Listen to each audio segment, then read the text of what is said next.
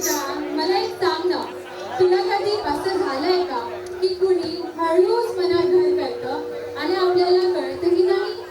कळत नाही असं नाही, त्याला सांगायलाही धडपड होत असते. पण आणि जर तो समोर आला तर हृदयाची ठोके वाढतात. हो ना, म्हणजे काहीतरी वेगळाच फील येतोय. काय जादू आहे ती. अगदी बरोबर, कारण आजचा दिवसच स्पेशल आहे. या गाण्यांनी भारलेल्या सुरांनी सजलेला आरोह ऐकून असं वाटतंय की प्रेमात पडली आहे की काय. अगं नाही ग, संगीत म्हणजेच प्रेम असतं.